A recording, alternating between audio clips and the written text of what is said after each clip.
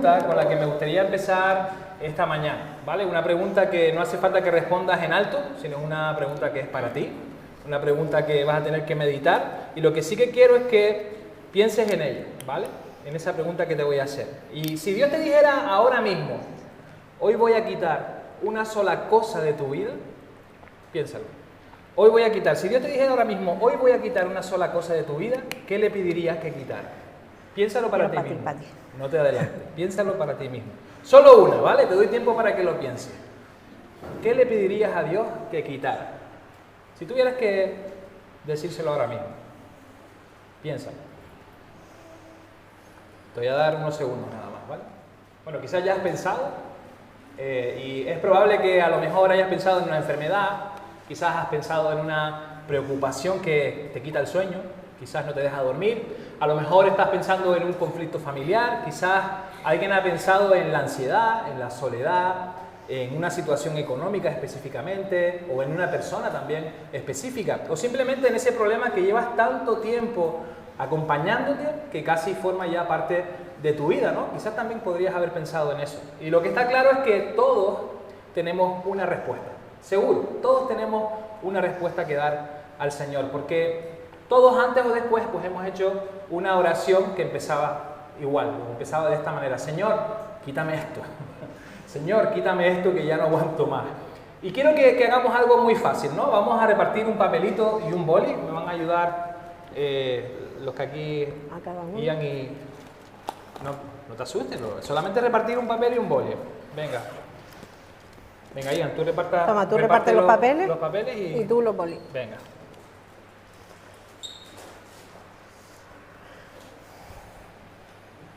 No hace falta que pongan su nombre, no lo vamos a leer en alto, eso es cosa de ustedes y Dios, ¿vale? Y solamente tienen que escribir una sola cosa, ¿vale? Una sola. Repito la pregunta: ¿qué llevas tiempo pidiéndole a Dios que quite de tu vida?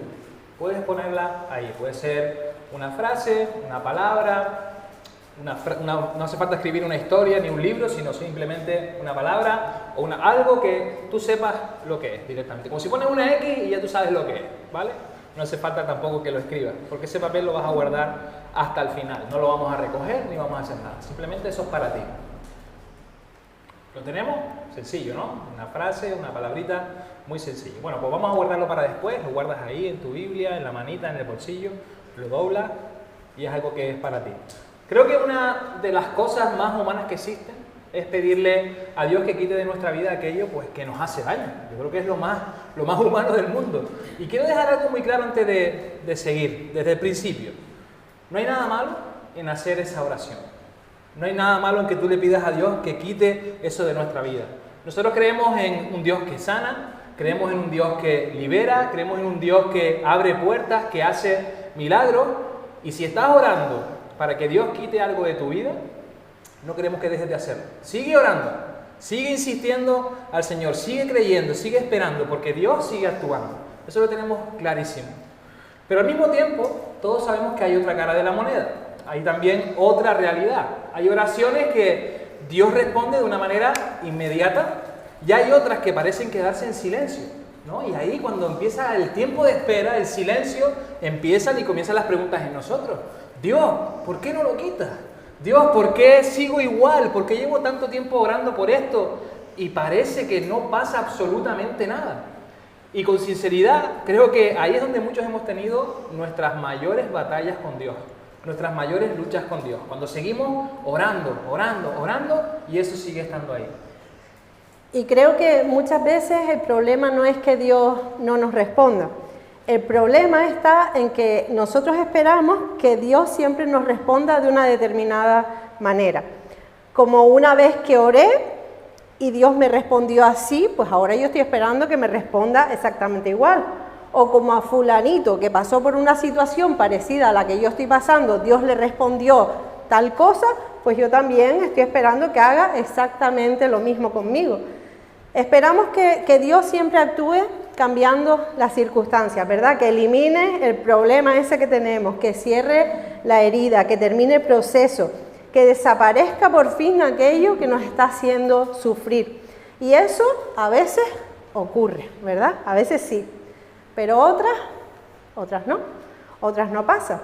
Y cuando eso no ocurre, tendemos a pensar cosas que la Biblia no dice. Empezamos a pensar cosas como que Dios ya no nos escucha.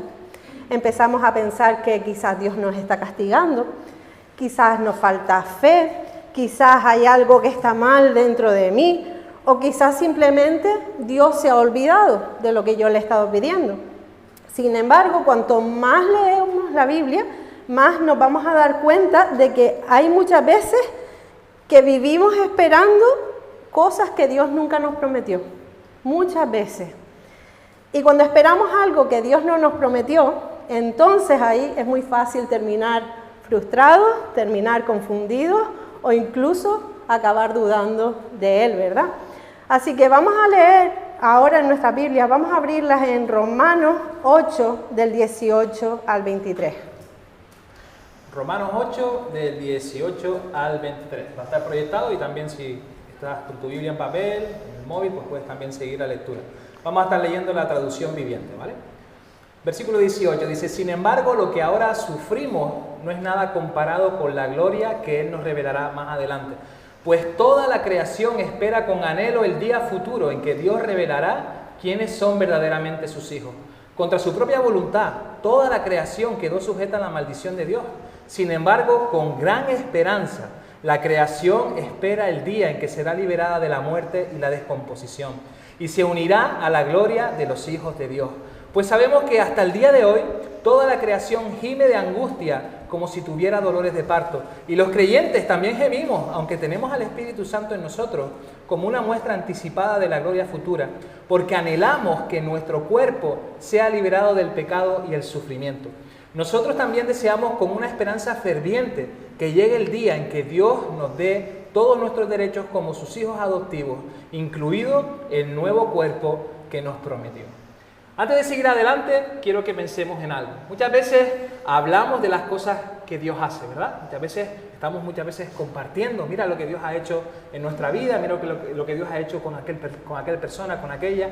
Y está bien que lo hagamos, pero pocas veces nos preguntamos por las cosas que Dios decidió no hacer. A veces no nos preguntamos eso, porque Dios podría desde el principio haber creado un mundo muy distinto.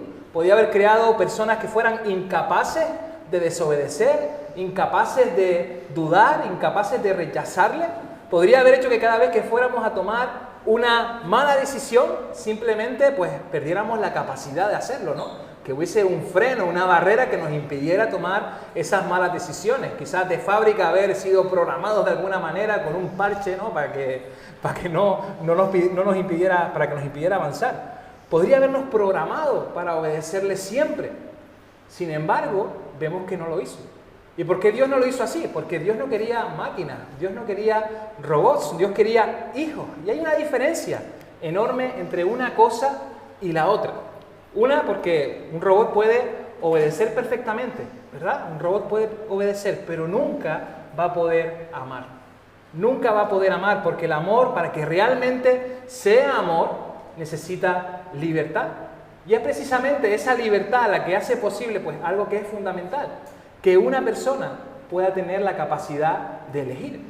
Porque si una persona no puede decir que sí o que no, tampoco puede decir que sí de manera auténtica. O sea, tiene que tener ese derecho a poder elegir esa cosa, ¿no? Y eso explica muchas cosas que vemos también en la Biblia, porque lo vemos también en la vida de algunos personajes que conocemos muchísimo.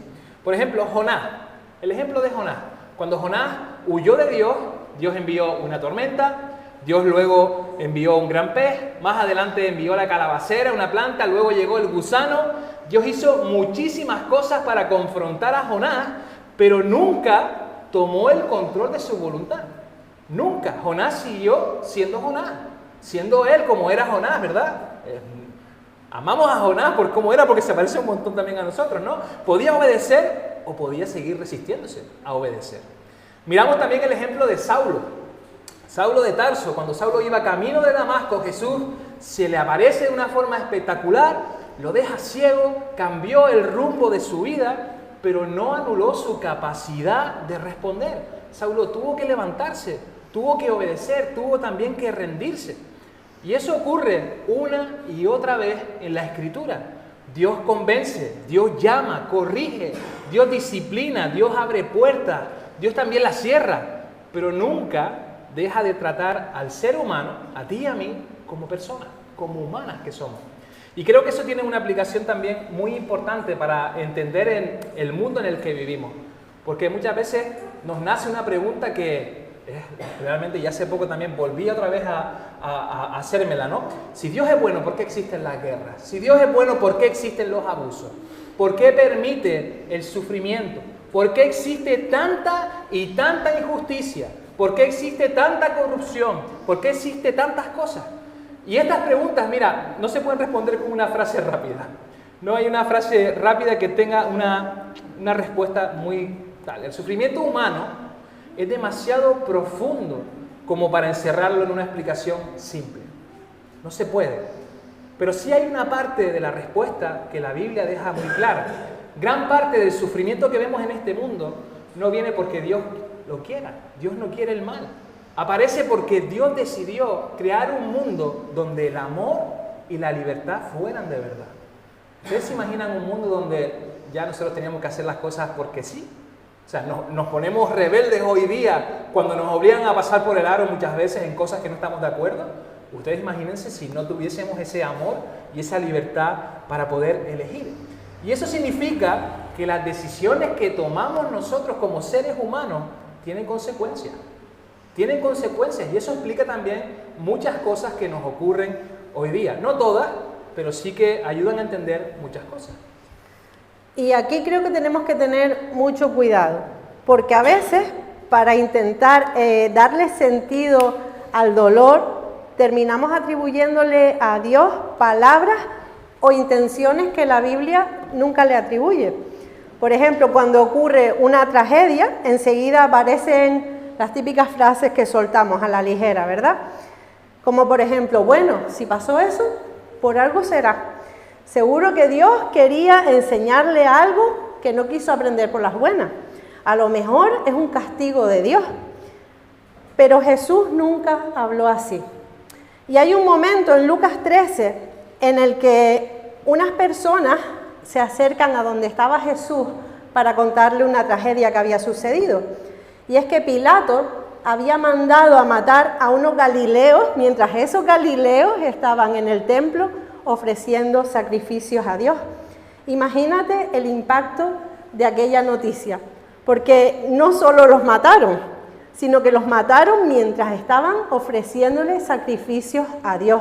Es decir, mientras estaban haciendo algo bueno, estaban haciendo algo que era un acto de obediencia y de adoración.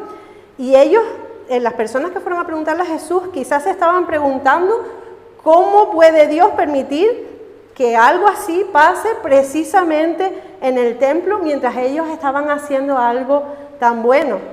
Y creo que por otro lado también se estaban preguntando qué habrán hecho esos galileos para que esto les ocurriera. Porque esa era la mentalidad de la época, lo vimos también el domingo pasado, ¿verdad? La mentalidad era que si te iba bien, era porque Dios te estaba bendiciendo. Y si te iba mal, era porque algo habías hecho seguro. Además, también, si nos ponemos un poco en el contexto, los galileos tenían fama de ser los más nacionalistas y los más propensos a levantarse contra Roma. Así que estaba ese prejuicio ahí también. Pero Jesús una vez más rompe completamente esa forma de pensar. Y vamos a ver lo que les responde. Lea, pone el texto de Lucas 13. En la pantalla está el texto completo, pero yo solamente voy a leer lo que está en negrita, que es lo que Jesús le responde. Primero dice, ¿piensan que esos galileos eran peores pecadores que todas las demás personas de Galilea? Por eso sufrieron. De ninguna manera. Y por si no les hubiese quedado claro con este ejemplo, Jesús les da un segundo ejemplo y les recuerda de aquellas 18 personas que murieron cuando una torre, la torre de Siloé, se desplomó encima de ella. Fue un accidente, ¿verdad? Y vuelve a hacerles la misma pregunta. ¿Acaso eran los peores pecadores de Jerusalén? No.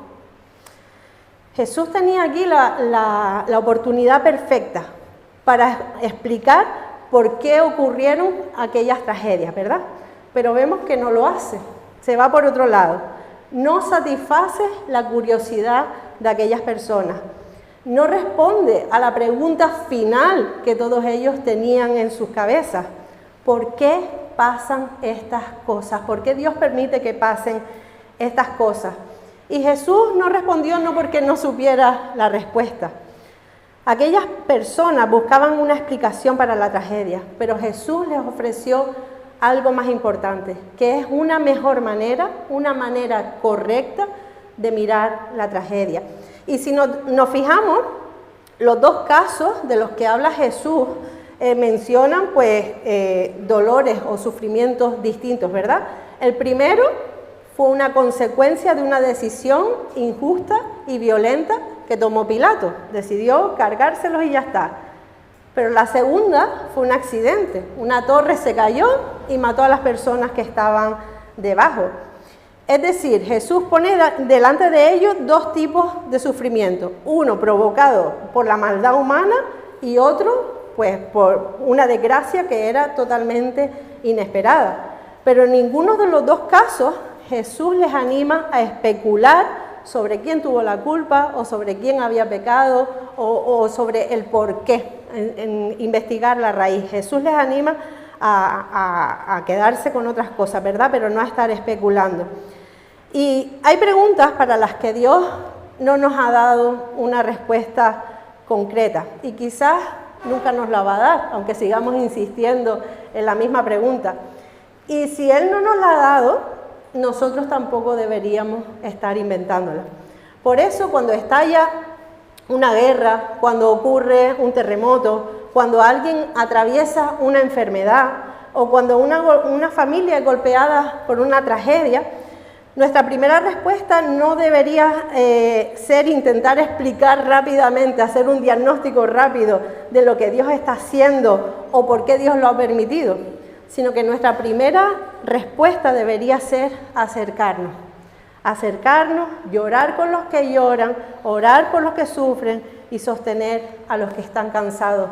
Y también recordar que Dios nunca ha sido indiferente al dolor humano. Porque si algo nos muestra la Biblia es que Dios no mira nunca el sufrimiento desde lejos. Dios se acerca al quebrantado de corazón, ¿verdad? Lo dice la Biblia tal cual. Escucha el clamor de aquellos que están sufriendo y acompaña a su pueblo incluso cuando todavía no hay respuestas claras, ¿verdad? Pero antes de seguir, quiero que nos llevemos una idea muy clara de este primer bloque.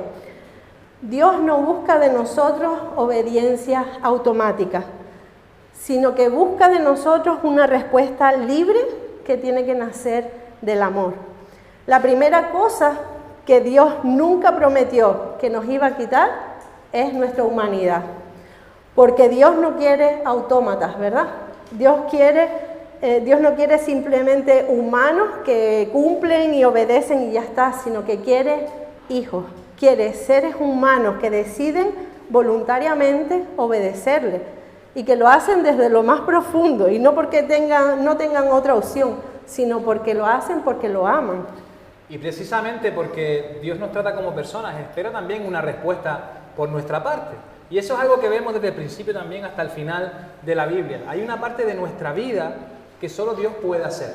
Él solo lo puede hacer. Y gracias a Dios por eso, porque si dependiera de nosotros, no sé cómo íbamos a acabar. Solo Él puede perdonar nuestros pecados, solo Él puede cambiar nuestro corazón, solo Él puede darnos vida nueva, solo Él puede salvarnos. Pero también hay otra parte que Dios ha decidido no hacer por nosotros. Y que Dios haya decidido no hacerla por nosotros no significa que Dios no nos ame o que Dios nos diga, mira, no. Al contrario, significa que nos toma en serio, que sabe que podemos hacerlo, que tendremos que ser responsables también con eso, porque el amor siempre nos va a invitar a responder, nunca nos va a obligar, nunca nos va a forzar a hacerlo. Y aquí creo que como cristianos a veces nos vamos a los extremos, somos extremistas. Por un lado, hay personas que viven como si todo dependiera de ellas y viven agotadas, como mi mujer, por ejemplo, ¿no? A veces pasa. Y en el otro extremo, pues hay personas que viven como si nada dependiera de ellas, como yo. Y terminan pues completamente paralizadas esperando que Dios haga la parte que que me tocaría hacer a mí en este caso. Eso me pasa mucho. Y es precisamente aquí donde la Biblia nos ayuda a entender mejor cómo funciona esta dinámica entre Dios y el ser humano. Porque está llena de ejemplos. Vamos a recordar a Noé, por ejemplo. ¿Recuerdan a Noé? ¿Saben quién es? Noé, un arca, ¿sí? ¿Vale? Noé no podía hacer que dejara de llover. No podía hacerlo, pero sí podía construir el arca. Moisés no podía abrir el mar, pero sí podía levantar la vara cuando Dios se lo pidió. Naamán no podía sanarse por sí mismo de la lepra, pero sí que podía bajar al río Jordán. Los camareros de las bodas de Caná no podían convertir el agua en vino, ¿verdad? Pero sí podían llenar las tinajas. Y Lázaro tampoco podía resucitarse a sí mismo. Pero una vez que Jesús le devolvió la vida, Lázaro, ¿qué tuvo que hacer? Tuvo que salir de la tumba. Lázaro tuvo que salir. ¿Se dan cuenta del patrón? Dios no les pidió hacer lo imposible. No les pidió hacer lo imposible, pero tampoco hizo por ellos lo que sí podían hacer. Porque así es como Dios trabaja. Él no lo hace anulando nuestra participación, sino que lo hace invitándonos a formar parte de lo que Dios ya está haciendo.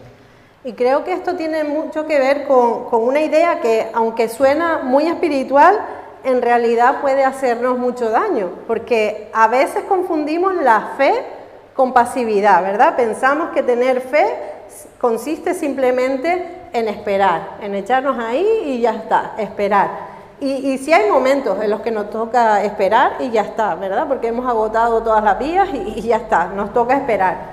Pero también hay momentos para obedecer y momentos para pasar a la acción. Y hay personas que oran para que Dios, por ejemplo, restaure su matrimonio, pero luego nunca se piden perdón, luego nunca hay un intento de cambiar, de hacer las cosas mejor. Otros oran para que Dios cambie su situación económica, que Dios intervenga, que Dios haga un milagro, pero luego siguen administrando su dinero mal durante toda su vida.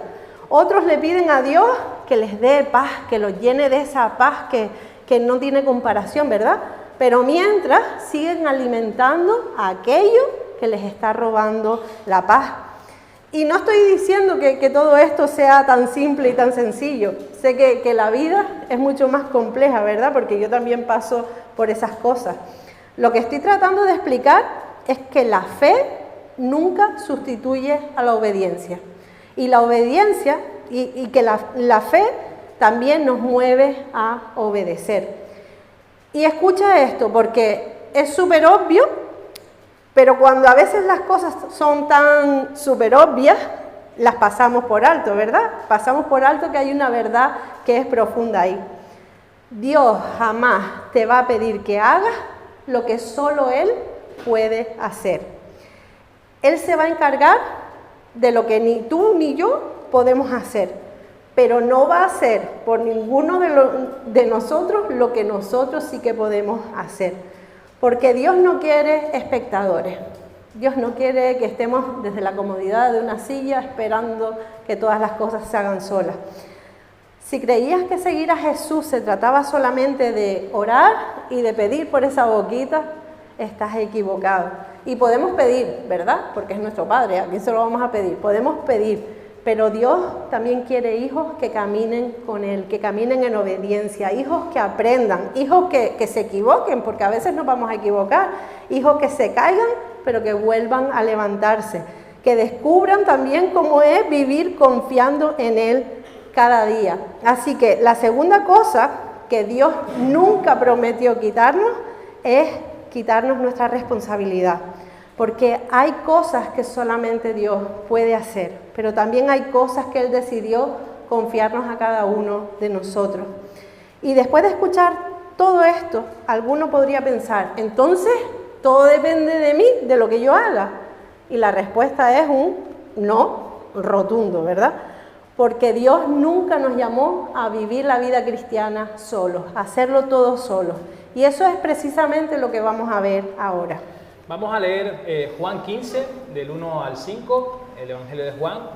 Y dice así, lo tenemos también proyectado, dice: yo soy la vid verdadera y mi Padre es el labrador. Él corta de mí toda rama que no produce fruto y poda las ramas que sí dan fruto para que den aún más. Ustedes ya han sido podados y purificados por el mensaje que les di. Permanezcan en mí y yo permaneceré en ustedes. Pues una rama no puede producir fruto si la cortan de la vid, y ustedes tampoco pueden ser fructíferos a menos que permanezcan en mí. Ciertamente, yo soy la vid, ustedes son las ramas.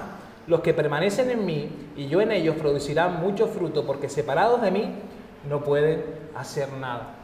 Después de escuchar estas palabras de Jesús en Juan 15, es fácil confundirse y pensar que Dios lo hace todo, o también pensar que todo depende de uno mismo, porque la vida en Cristo, la vida cristiana, nunca fue diseñada para vivirse de esa manera. Jesús lo explicó utilizando una imagen súper sencilla que cualquiera de los que estaban escuchándole en aquel momento iba a entender perfectamente. Una vid y unas ramas. Todos habían visto una vid. Todos sabían que era una rama, ¿no? Y todos sabían que una rama, por muy fuerte que estuviera, tenía un problema. Que separada del tronco no podría absolutamente producir nada. Podía quizás conservar su aspecto verde durante unos días, a lo mejor aguanta verde, podía seguir teniendo hojas incluso podía tener apariencia de estar viva, pero la vida, la savia, lo que corre en su interior, ya no circula por ella. Y Jesús utiliza esta imagen para hablarnos de nosotros. Dice: yo soy la vid y ustedes son las ramas. Separados de mí no pueden hacer, nada pueden hacer. Y mira el texto, Jesús no dice que podemos hacer poco separados de Él. No dice eso. Tampoco dice, os costará más o menos hacerlo si están separados de mí. Dice que separados de mí no pueden hacer absolutamente nada. Y creo que eso choca muchísimo con la mentalidad en la que vivimos, porque nos han enseñado que madurar consiste en necesitar cada vez menos ayuda, ¿no? Más maduros somos, menos ayuda necesitamos. Miremos a los niños por un momento. Míralo. Un niño necesita que constantemente a sus padres. Constantemente. Ya cuando eres adulto, supuestamente ya no los necesitas tanto. Por no decir que no los necesitas. Aunque a veces siempre hay excepciones. Y trasladamos toda esa idea también a nuestra vida espiritual. Pensamos que un cristiano maduro es el que ya casi no necesita a Dios. Y eso es un error por nuestra parte. Porque Jesús enseña exactamente lo contrario. Cuanto más madura una rama, cuanto más maduramos, más depende de la vid. Más tenemos que depender del Señor. Nunca llega el momento en que diga: yo ya no necesito que la savia pase por mí, yo ya estoy ya servido. Porque si eso ocurre, ¿qué es lo que va a pasar en nosotros? Eso va a dejar de vivir, vamos a marchitarnos, vamos a amargarnos, vamos a secarnos y vamos a acabar muriendo. Y creo que eso cambia completamente nuestra manera, ¿no?, de entender la madurez que tenemos en Cristo, en que no consiste en necesitar menos a Dios, consiste en depender más de Él. Y hay otra parte de este pasaje de Juan 15 que me encanta, y es que Jesús dice que el Padre poda las ramas. ¿Cuáles? ¿Las que dan fruto o las que no? Las que dan fruto. Poda las que dan fruto. Y eso es curioso, ¿verdad? Porque uno esperaría que el agricultor pues se dedique a recortar todo lo que está seco, todo lo que está feo, todo lo que no sirve, todo aquello que no está produciendo nada, en verdad. Sin embargo, Jesús dice que el Padre poda precisamente las que sí que están dando fruto, porque un buen agricultor no poda para castigar, poda para que la vida de esa planta no se disperse. Poda para que la planta pueda usar mejor su energía. Poda porque ve potencial en esa rama, ¿verdad? Que todavía a lo mejor no está cargada de fruto, pero ve el potencial. Es decir, la poda de parte de nuestro Padre nunca es una señal de rechazo, sino que es una muestra de su cuidado. Y creo que esto es importante entenderlo bien, porque cuando hablamos de poda, no estamos hablando simplemente de sufrimiento, como si cada cosa dolorosa que nos pasa en la vida pasara automáticamente porque Dios nos está podando. La poda, en el sentido en el que Jesús lo presenta aquí, tiene que ver con ese trabajo profundo que el Padre hace en nosotros. Y a veces no es que nos esté quitando solamente las cosas malas, sino que a veces nos está quitando cosas buenas, porque está ordenando, porque lo que había bueno quizás se está descontrolando, ¿verdad? Y a veces, llevándolo a nuestra vida, a veces poda nuestros ritmos, ¿verdad? A veces nos corta el ritmo que llevamos acelerado, a veces corta prioridades, a veces corta dependencias, a veces tiene que cortar inseguridades que tenemos ahí, a veces corta también formas de hacer las cosas. Incluso a veces corta las cosas que nos han funcionado durante mucho tiempo y han dado fruto. Pero llega un momento en el que ya no puede sostener el crecimiento que Él quiere traer, ¿verdad? Por eso la poda duele, pero no porque Dios esté siendo cruel con nosotros, sino porque muchas veces nos cuesta soltar, ¿verdad? Nos aferramos a todas esas cositas y nos cuesta. Incluso aquellas cosas que nos están agotando, nos cuesta soltarlas, aquellas cosas que nos están dispersando o que nos están robando la profundidad y el crecimiento. Y creo que entender esto es muy importante porque a veces cuando estamos atravesando una etapa difícil, yo no sé si a ustedes les ha pasado, pero a veces me parece que uno no ve el fin, ¿verdad? Una cosa y otra y otra y otra y parece que no se acaba. Y cuando a veces estamos pasando por una etapa así, lo primero que pensamos es ¿qué habré hecho mal? ¿En qué momento metí la pata? ¿Estará Dios enfadado conmigo? ¿Me estará castigando por algo que hice? Pero Jesús aquí no está presentando al Padre como un juez que está buscando a quién cortar, ¿verdad? Cortando cabezas, sino que lo presenta como un labrador que conoce perfectamente a su viña y que sabe exactamente qué necesita cada rama para que dé fruto. Pero también tenemos que evitar otro error, porque a veces intentando corregir un extremo nos vamos al otro, ¿verdad? No todo el sufrimiento que pasamos en nuestra vida es poda. Hay dolores que simplemente son parte de vivir en un mundo que está roto. No llegan esos dolores a nuestra vida porque Dios esté intentando enseñarnos una lección en concreto, sino porque vivimos en una creación que está marcada por el pecado, por la fragilidad, por la enfermedad y por la muerte. También hay otro tipo de dolor, que es el que es en base a las consecuencias de las decisiones humanas, ¿verdad? A veces sufrimos por decisiones que tomamos nosotros mismos y a veces sufrimos por decisiones que toman otras personas, pero que de alguna manera nos afectan. Por eso tenemos que tener cuidado de cuando estamos pasando por ciertas etapas de dolor, de no espiritualizarlo todo, ¿verdad? Como si cada herida que tenemos viniera directamente de la mano de Dios.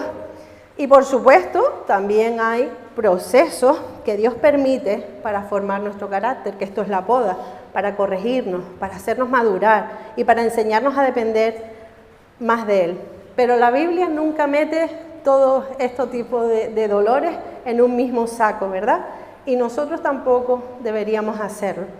Sin embargo, hay algo que sí que podemos afirmar con total seguridad, y es que nunca vamos a crecer si estamos separados de Cristo, porque el fruto del que Jesús está hablando no nace nunca de nuestro propio esfuerzo personal, ¿verdad?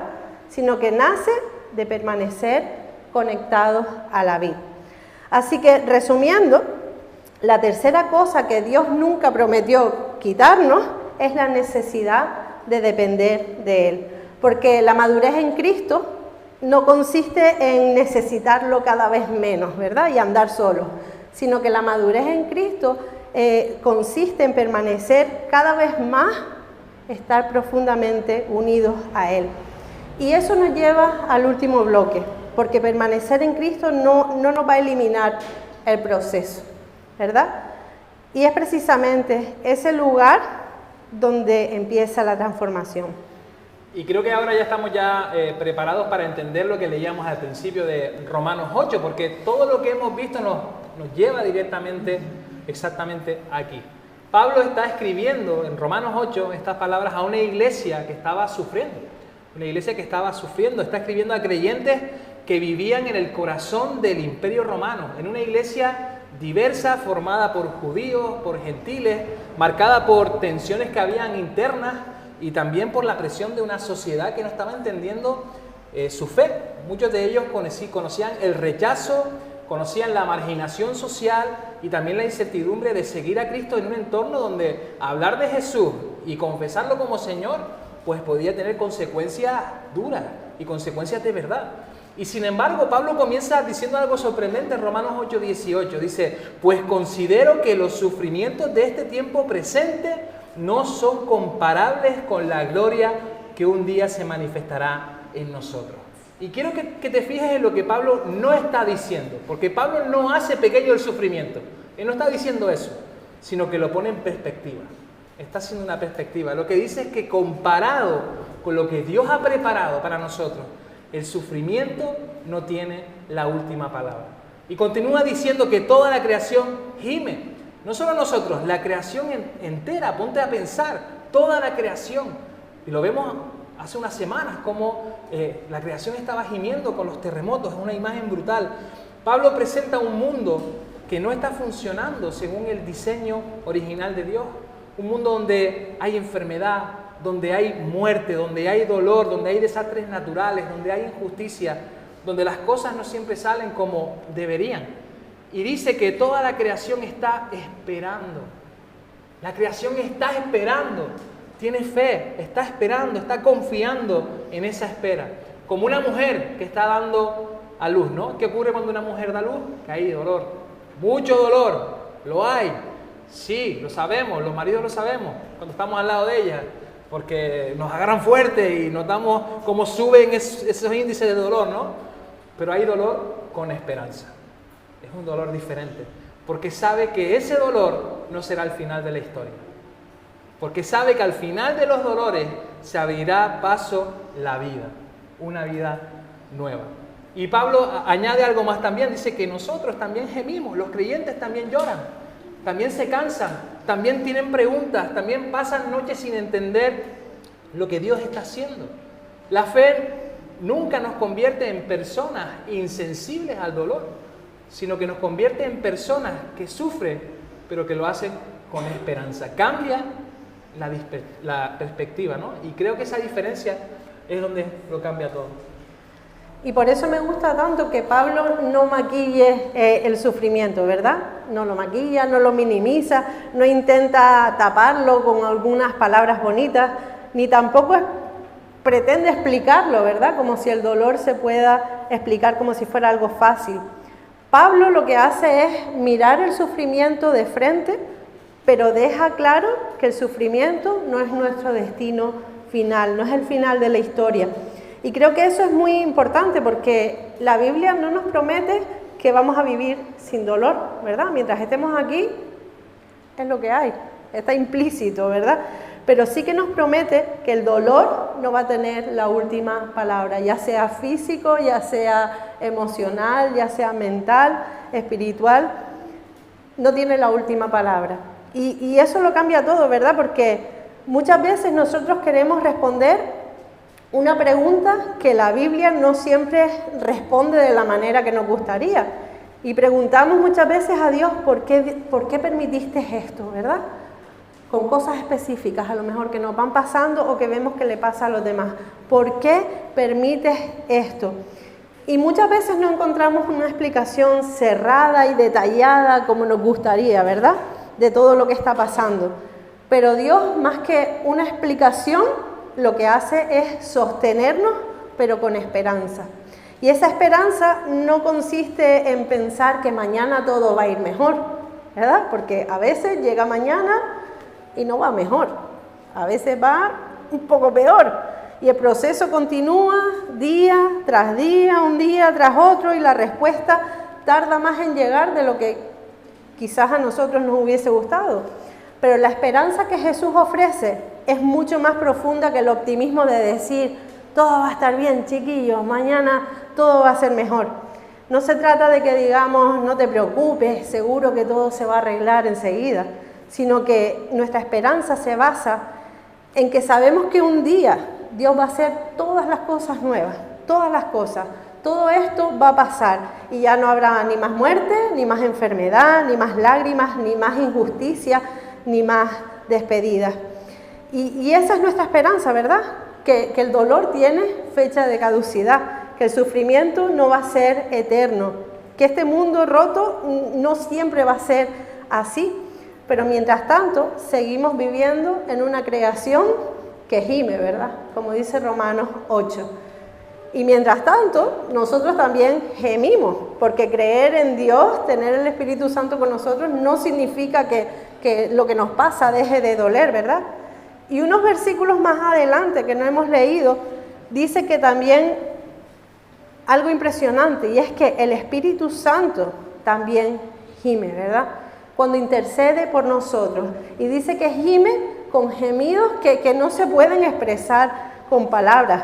Y eso me parece precioso porque significa que Dios no contempla nuestro sufrimiento desde la distancia y ya está de, ay, los pobrecitos, lo mal que lo están pasando, sino que Dios se acerca, Dios acompaña, Dios permanece con nosotros y también se une a nuestros gemidos. Porque el Espíritu Santo no es simplemente un espectador, ¿verdad?, de nuestro sufrimiento, sino que el Espíritu Santo es la presencia de Dios en nuestra vida, ¿verdad?, acompañándonos en medio del dolor. Es como ese compañero que se queda con nosotros en la sala de espera, cuando todavía no hay un diagnóstico, cuando hay incertidumbre, cuando todavía no sabes nada de lo que va a pasar, cuando no tienes fuerza ni siquiera para hacer una oración. El Espíritu Santo está ahí acompañándonos. Y no siempre acelera el proceso, ¿verdad? No siempre nos quita el dolor inmediatamente, pero nunca nos deja atravesarlo solos. Así que la cuarta cosa que Dios nunca prometió que nos va a quitar es el proceso de transformación, porque el objetivo de Dios con todo eso es hacernos cada vez más parecidos a Cristo. Y creo que todo esto nos lleva a un lugar donde todas las piezas ya van a empezar a encajar, porque hubo una cosa más que el Padre tampoco quiso quitar, y esa fue la cruz. El Padre no evitó el sufrimiento de su Hijo, ¿verdad? Y esto nos cuesta entenderlo, sobre todo los que somos padres nos cuesta entenderlo, porque si nosotros hubiésemos estado allí, hubiésemos escalado esa cruz, hubiésemos bajado a nuestro hijo, porque hubiésemos pensado que la forma más grande de demostrar amor era bajarlo de esa cruz, ¿verdad? Detener el dolor, limpiar las heridas, sanarlas y como fin último impedir su muerte. Pero Dios estaba haciendo algo mucho más profundo de lo que nadie podía ver en ese momento. Y vemos en Jesús la respuesta definitiva de Dios ante el sufrimiento. Y es que no fue darnos una explicación desde el cielo, que es lo que a veces esperamos, ¿verdad? La respuesta queremos una explicación. Y no fue una explicación. Lo que hizo Dios fue mandar a su Hijo, venir Él mismo a este mundo a cargar con nuestro dolor, a sufrirlo en sus propias carnes. Su respuesta fue entrar en nuestra historia. Y la cruz nos recuerda que Dios no siempre elimina el dolor, pero también nos asegura que jamás es indiferente a Él. Porque en la cruz no vemos a un Dios lejano, explicando el sufrimiento desde fuera, sino que vemos a un Dios cercano, entrando en el sufrimiento para redimirlo, ¿verdad? Y precisamente porque Cristo murió y porque resucitó, sabemos que el sufrimiento no tiene la última palabra. Porque como dice la Escritura, si Cristo no resucitó, nuestra esperanza es ¿qué? Es vana, ¿verdad? No tiene sentido. Pero sabemos que Cristo sí ha resucitado. ¿Recuerdan el papel que escribieron al principio? Sáquenlo ahora. ¿Pueden sacarlo? No se lo enseñen a nadie, solo mírenlo ustedes, recuérdenlo. Ya ahí está escrita esa oración, ¿no?, que llevan tiempo haciéndola a Dios. Ese miedo, esa enfermedad, conflicto, esa espera, ese dolor. Quizás algunos llevan semanas orando por eso, otros meses, otros años, quizás otros toda la vida. Y a lo mejor algunos habían venido esperando escuchar hoy una explicación, un porqué, una respuesta que hiciera desaparecer todas nuestras preguntas. Pero creo que la Biblia nos ha llevado por otro camino. No nos ha dicho que Dios vaya a quitar necesariamente eso que está escrito en ese papel. Quizás nos va a tocar bailar toda nuestra vida con eso. Pero hay algo que sí nos ha recordado. Aunque eso que escribiste siga siendo una realidad en tu vida, Dios no ha dejado de actuar. Dios no ha dejado de estar ahí. Quizás no de la manera que esperamos. Hay veces que lo hace de diferentes maneras, pero sí de la manera que más necesitamos cada uno de nosotros. Porque hoy hemos descubierto que Dios nunca prometió quitarte 4 cosas. No prometió quitarte tu humanidad, tu responsabilidad, la necesidad de depender de Él y tampoco prometió quitarte el proceso de transformación. Pero sí prometió estar contigo en cada una de ellas. En cada una de esas, Él prometió estar. Y quiero terminar volviendo a la pregunta con la que empezamos. ¿Qué llevas tiempo pidiéndole a Dios que quite de tu vida? Nuestra oración sencilla en esta mañana es que Dios lo haga, de verdad, es en serio, que Dios quite todo eso. No quiero que nadie salga de aquí pensando que hemos dejado de creer en un Dios que sana, que libera o que hace milagros. Seguimos creyendo exactamente en el mismo Dios y vamos a seguir orando por los enfermos y vamos a seguir creyendo por restauración y vamos a seguir clamando para que Dios abra puertas, cambie circunstancias y haga pues aquello que humanamente parece imposible, que Él haga su parte. Pero mientras esperamos que Dios haga eso, no nos perdamos lo que ya está haciendo. Porque quizá todavía no ha cambiado tu circunstancia, pero puede estar cambiando tu manera de confiar. Puede estar cambiando quizás tu manera de esperar, tu manera de depender de Él. Puede estar también formando en ti el carácter de Cristo. Y esa obra también es un milagro en nosotros. Quizás sea menos visible, ¿no?, de cara a la galería. Quizás avance más despacio, pero no por eso deja de ser sobrenatural en nosotros. Así que no dejes de pedirle a Dios que quite aquello que has escrito en ese papel. Pero tampoco esperes a que desaparezca para que confíes en Él. Confía desde ahora. Porque nuestra esperanza nunca ha estado en que todo salga como nosotros queremos. Nuestra esperanza siempre ha estado en Cristo. El Cristo que sufrió, en el Cristo que murió, en el Cristo que resucitó y que volverá a por su iglesia. Y precisamente porque Él resucitó, sabemos que llegará un día en que Dios sí quitará definitivamente todo aquello que hoy nos hace sufrir. Ya no hará falta médicos, lo siento por Danilo, pero ya la carrera se termina ahí. Es así, ¿no? Ya no habrá muerte, ya no habrá enfermedad, ya no habrá lágrimas, ya no habrá injusticia, ya no habrá despedida. Ese día llegará. Ese día tiene que ser nuestro anhelo, como la creación gime anhelando. Nosotros también tenemos que anhelar lo que ha de venir. Esa promesa sí la hizo y hasta entonces, familia, sigamos caminando. Sigamos permaneciendo en Él y sigamos confiando en Jesús. Hay cosas que Dios nunca prometió quitar de nuestra vida, es cierto, pero sí prometió permanecer con nosotros mientras las atravesamos. Oramos. Señor, te damos gracias porque un día más nos has traído aquí, Señor, y te damos gracias porque tú siempre nos hablas por medio de tu palabra, Señor, y te damos las gracias también porque no siempre nos das una explicación de lo que nosotros preguntamos, pero tu presencia siempre está con nosotros, Señor.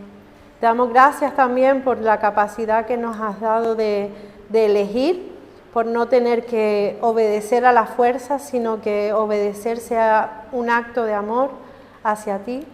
Te damos las gracias, Señor, porque aunque nos cuesta, tú nos has dado una responsabilidad. Y te pedimos que nos ayudes, porque a veces no encontramos bien el equilibrio entre lo que me toca a mí, lo que te toca a ti. Y te pedimos que nos ayudes, Señor, a saber medir hasta dónde nos toca hacer y hasta dónde tenemos que esperar, Señor. Te pedimos sobre todo que nos ayudes con nuestra necesidad de depender completamente de ti, Señor. Ayúdanos a que nuestro corazón no se despiste o se llene de orgullo, de soberbia, de que sabemos hacer las cosas bien, de que llevamos tantos años de relación contigo que ya nos lo sabemos todo, Señor, y nos descolgamos. Te pedimos que nos ayudes a depender completamente de ti, Señor, porque separados de ti no podemos hacer nada. Y te damos gracias también por no quitarnos los procesos de transformación, porque aunque duelan, sabemos que es la única manera en la que vamos a ser transformados y en que nuestro carácter se va a parecer más al de Cristo. Y te damos gracias por esto, Señor, y te pedimos que tú sigas trabajando en cada uno de nosotros. Te damos las gracias por tu paciencia, por todas las veces que nos equivocamos, que volvemos atrás, que metemos la pata y que no hacemos las cosas como las tenemos que hacer, Señor, pero te pedimos que tú nos ayudes a seguir fieles con esto.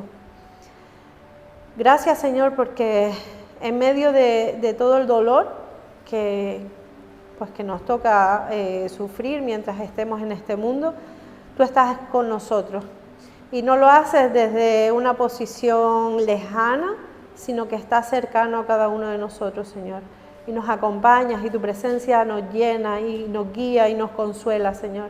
Te damos gracias por habernos mandado al Espíritu Santo, Señor, y te pedimos que nos siga guiando en todo este proceso, Señor, que nos ayudes cuando veamos que pasan cosas a nuestro alrededor que no entendemos, que nos ayudes muchas veces a ponernos un punto en la boca y que no queramos buscar explicación a cosas a las que tú no has dado una explicación, Señor, sino que nos ayudes a analizar las cosas, a guardarlas en nuestro corazón, Señor, y a no buscar tanto la explicación de por qué, sino a confiar en que tú tienes el control de todas las cosas y tú sabes por qué permites ciertas cosas y tú lo sabes todo al final.